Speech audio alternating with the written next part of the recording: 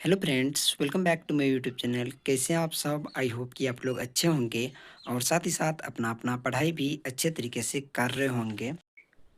तो दोस्तों, आज का मेरा ईवीएस का प्रैक्टिस सेट नंबर 4 है और ये 2018 का है। और इससे पहले जो है दोस्तों, मैं 3 प्रैक्टिस सेट डाल दिया हूँ। यदि आप लोग वो नहीं देखे हैं तो ज़रूर देख लीजिएगा। तो दोस्तों, आज का जो ये वीडियो है आप लोग उसको लास्ट तक ज़रूर देखिएगा और चैनल को भी सब्सक्राइब कर लीजिएगा, क्योंकि दोस्तों व्यूज़ तो आते हैं लेकिन आप लोग चैनल को सब्सक्राइब नहीं करते हैं और लाइक नहीं करते हैं। तो इस वीडियो का लाइव टारगेट जो है सिर्फ दोस्तों 10 लाइक का टारगेट है, तो आप लोग 10 लाइक करना है इस वीडियो पे मात्र। तो दोस्तों, आज का जो क्लास है इसको स्टार्ट करते हैं। तो दोस्तों, आज का जो पहला प्रश्न है तो वह है, विद्यालय में मिड डे मील के समय के लिए कौन सा सबसे प्रासंगिक है? पहला ऑप्शन में है, यह शिक्षण अधिगम के बहुत ही मूल्यवान समय को बर्बाद करता है।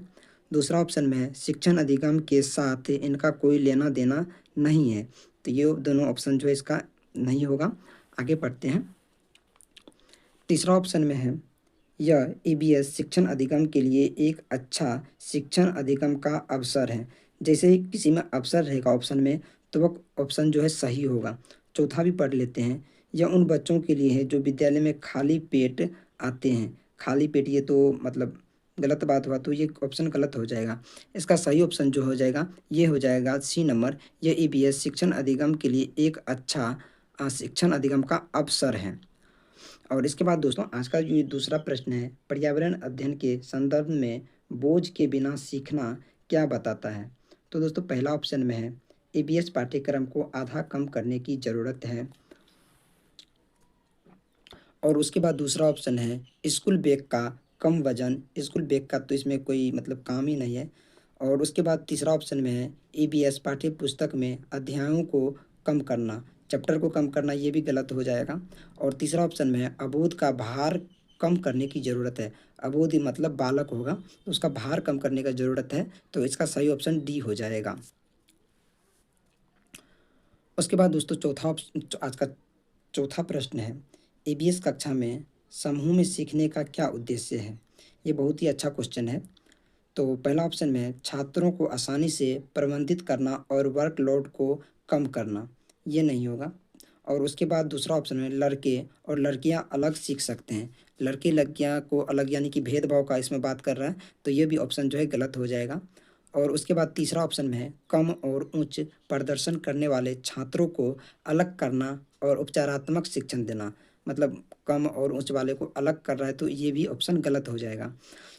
और चौथा ऑप्शन में है, सहयोग के मूल्यों को लागू करने और एक साथ, जैसे ही एक साथ है, काम करने के लिए प्रत्येक बच्चों को सक्रिय रूप से भाग लेने और सीखने में सक्षम बनाना।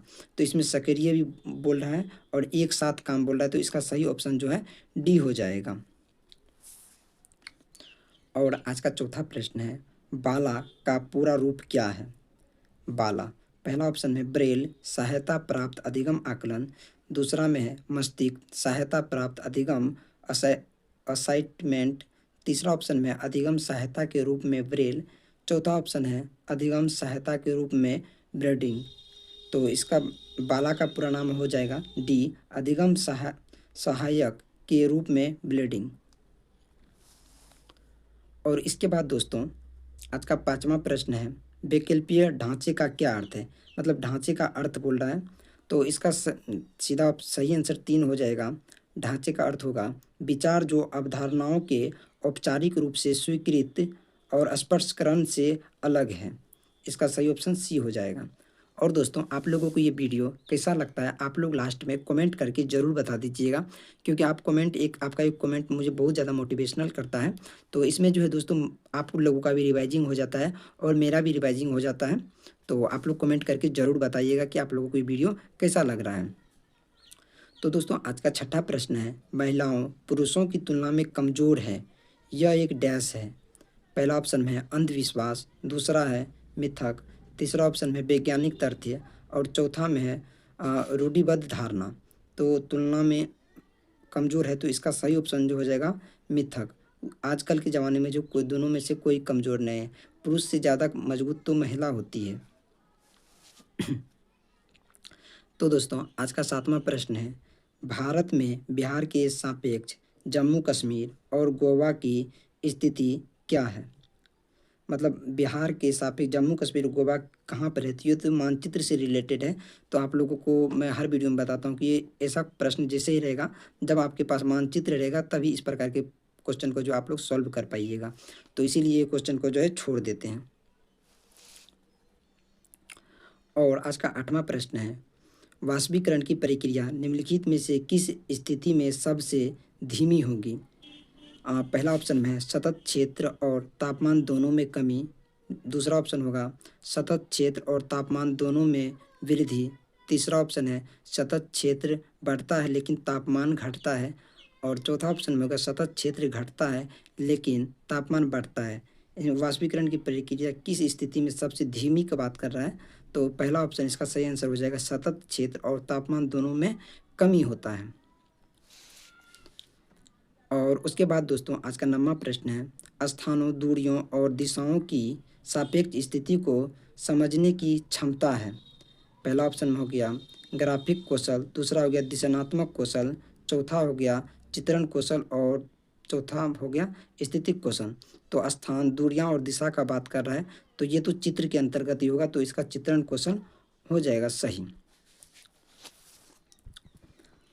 उसके बाद दोस्तों आज का 10वां प्रश्न है, कहते किस राष्ट्रीय पाठ्य फ्रेम एनसीएफ में प्राथमिक स्तर पर एक एकीकृत पाठ्यचर्या क्षेत्र के रूप में पढ़ाई जाने के लिए पर्यावरण अध्ययन अध्ययन की सिफारिश की गई थी? ये एनसीएफ 1975 में जो है इसका सिफारिश किया गया था।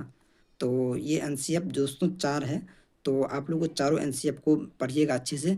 सबसे ज़्यादा जो क्वेश्चन एनसीएफ में से पूछा जाता है वो 2005 के बारे में पूछा जाता है, तो इसका सही ऑप्शन ए हो जाएगा।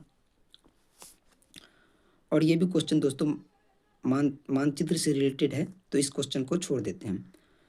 और उसके बाद दोस्तों आज का 12वां प्रश्न है, नदी बांधों में उत्पन्न जल विद्युत के लिए निम्नलिखित में से कौन सा कथन सत्य नहीं है? इसमें से मतलब सही कौन नहीं है उसको मतलब छांटना है। तो पहला ऑप्शन में है बांध स्वदेशी लोगों को अपनी नदी की जीवन रेखाओं से अलग करते हैं। दूसरा ऑप्शन में बांध टिकाऊ विकास को प्रोत्साहित करते हैं। और उसके बाद तीसरा ऑप्शन में है यह पानी या हवा को प्रदूषित नहीं करता है। और चौथा ऑप्शन में है यह जल विद्युत सुविधाओं से बड़े पर्यावरण प्रभाव हो सकते हैं।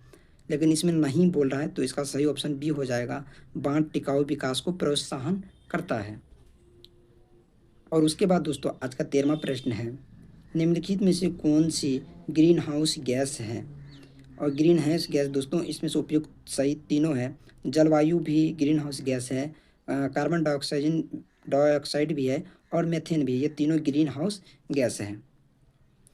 आज दोस्तों गर्मी भी थोड़ा ज़्यादा है, तो इसीलिए यहाँ पर पानी भी लग जाता है और लाइट भी कटा हुआ है। तो आज का 14वां प्रश्न है, भारत में ठंडे रेगिस्तान मानसून से प्रभावित क्यों नहीं होते? रेगिस्तान के बारे में है, तो रेगिस्तान से रिलेटेड सीटेट में हर बार बहुत ज़्यादा प्रश्न पूछा जाता है। तो इसका पहला ऑप्शन में है ठंडे रेगिस्तान बहुत ऊंचाई पर हैं। दूसरा ऑप्शन है ठंडे रेगिस्तान में गर्मियाँ और बेहतर ठंडी सर्दियों होती है।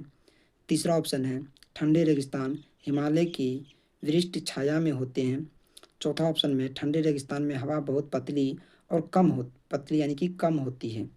तो ये बोल रहा ठंडा रेगिस्तान मानसून से प्रभावित क्यों नहीं होती है, क्योंकि दोस्तों ठंडे रेगिस्तान हिमालय की वृष्टि छाया में होते हैं, हिमालय की मतलब छाया में होते हैं, इसीलिए जो है ये प्रभावित नहीं होते। तो इसका सही ऑप्शन सी हो जाएगा।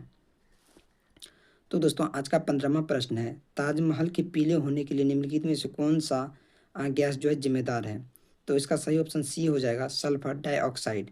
ये क्वेश्चन बहुत बार मतलब रिपीट हुआ है, तो ये क्वेश्चन भी आप लोग अच्छे से करिएगा।